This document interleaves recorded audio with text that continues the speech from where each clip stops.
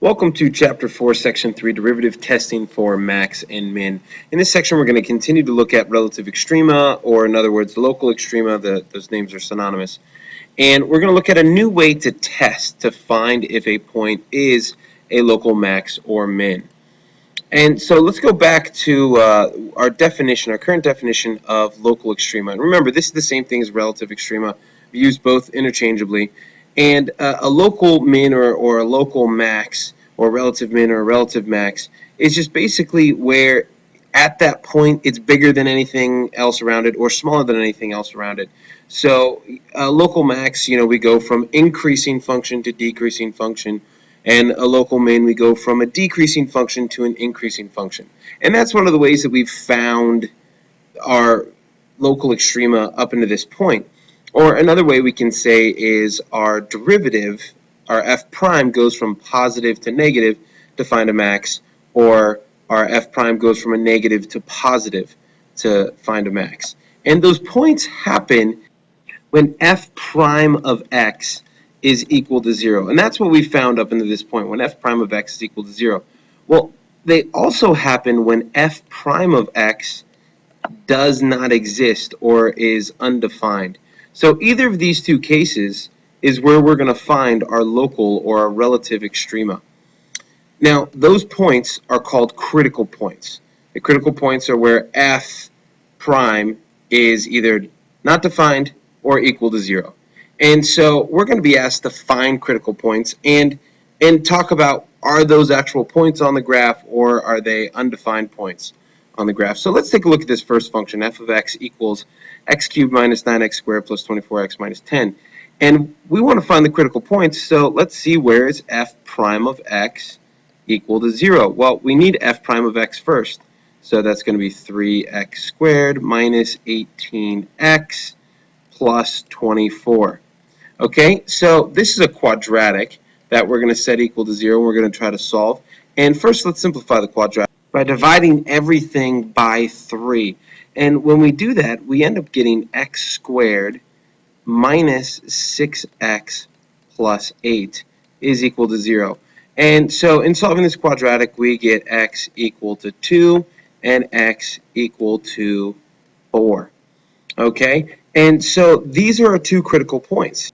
But before we move on, we have to ask ourselves, is f prime of x ever undefined?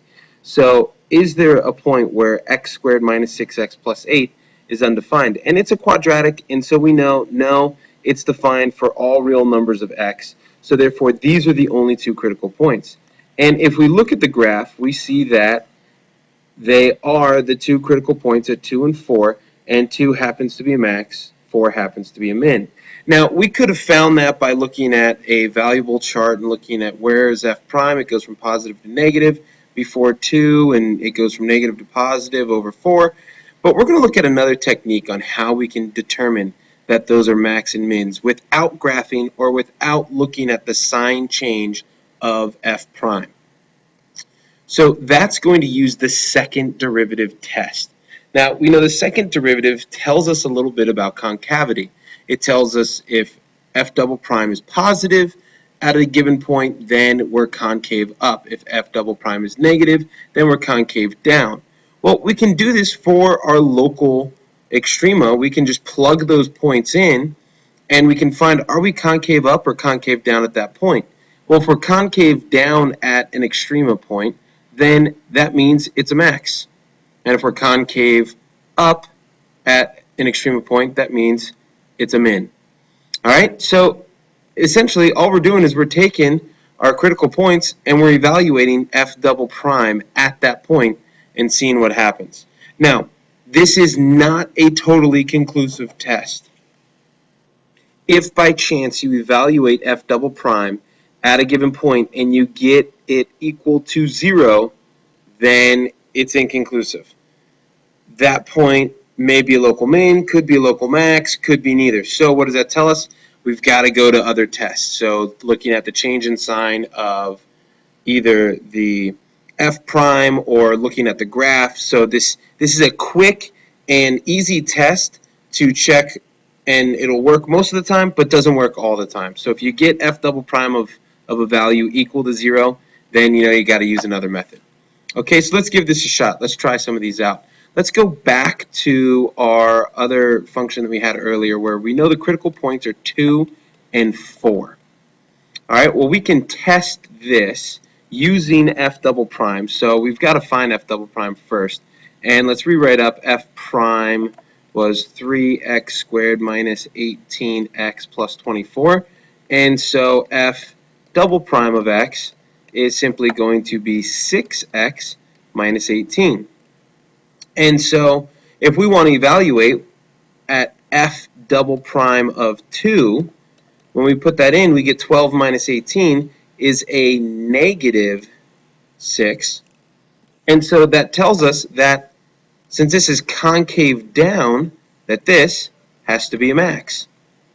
And evaluate f double prime of 4, that gives us 24 minus 18. That gives us a positive 6. And so this has to be a min. All right, so it's a quick and easy test to see, is my critical point a maximum or a minimum? So let's try another one here. And we're going to take a problem out of our book, looking on page 255, and we're going to look at number 19. Now, number 19, we're actually given f prime of x is equal to x cubed times the quantity x squared minus 5. And so we're asked to find all the critical points and determine whether they're maximums or minimums. Okay, well, critical points are going to happen when f prime is either equal to 0 or undefined. Since it's a polynomial, there are no points of discontinuity, no points of non-differentiability. So therefore, we're only going to happen when x, or f of x prime, is equal to 0. So we set this equal to 0, and so that means x equals 0 for this piece, and that means that x equals plus or minus radical 5. And so these are our 3 critical points. Now, in order to find whether they're maximums or minimums, we need to find f double prime. So I'm actually going to rewrite this function to say that it's x to the 5th minus 5x cubed. Now, why am I doing that? That way I can avoid doing the product rule, and when I take the derivative, I just get 5x to the 4th minus 15x squared. And so we simply have to evaluate at each of these points. Well, f double prime of 0 gives us 0. So therefore, that tells us that we don't know what that is, and we're going to have to look at that in another fashion. All right, we're going to come back to that. Let's look at f double prime of radical 5. Well, when we put that in, radical 5 raised to the 4th power is just 25. 25 times 5 is 125, and then we want to subtract, and 15 times x squared here, when radical 5 is squared, that gives us a 5, and so that's minus 75. So what this tells us is that we have a positive number, so that means that radical 5 is concave up, so therefore radical 5 is a min. Well, let's look at negative radical 5. Well, negative radical 5 actually isn't going to change anything, because when the negative is raised to an even power in both of these, the negative goes away. So that means negative radical 5 is a relative minimum. So let's go back to x equals 0, the critical point of x equals 0. And we have to determine, is that a max, a min, or it could be neither. Well, the second derivative test here was inconclusive because it gave us f double prime of 0 is 0. So let's look at f prime to the left and right of 0. So talking about f prime up here, this one up at the top, okay, if we put in a number, say like negative 1, negative 1 squared minus 5 is a negative 4, and negative 1 cubed is a negative 1, that gives us a positive number. And if you put in something like a positive 1, 1 squared minus 5 is a negative 4 times 1 is a negative. So if we're going from positive to negative, meaning we're increasing to decreasing, that tells us that 0 is a relative max. So in this problem, the second derivative test was able to get us 2 out of 3. So it got us 2 out of the 3 possible critical points, But the third one, we had to resort back to other methods to determine what type of extrema it is. Now let's take a look at number 28.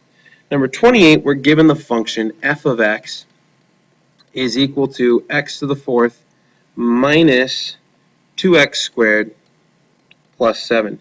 And we want to find all critical points, and we want to use any method that we choose to determine what type of critical points they are, whether they're max, min, or neither. So let's find f prime of x, and that's simply 4x cubed minus 4x. And we set that equal to 0. Factor this, we get 4x and x squared minus 1 is equal to 0, so that happens when x is 0, 1, and negative 1. Those are the three critical points. And once again, it's a polynomial. There are no points of discontinuity or non-differentiability, so we only have critical points at these 3 points where f prime is 0. So let's try the second derivative test, see if that works. So what is our second derivative of x? Then that's going to be 12x squared minus 4. So if we put in 0, we get a negative. So because 0 minus 4 is negative 4. So if that's negative, it's concave down, meaning 0 is a max. So f of 0 is a relative max. We put in a 1, we get a positive. So that means we're concave up. So at x equals 1, we are a relative min. Put in a negative 1, we still get a positive because negative 1 squared is 1 times 12 minus 4 is still a positive 8. So negative 1 is also a min. So in this case, the second derivative test was able to get all of our critical points, and so we can do it much more quickly than doing a variable chart for f prime.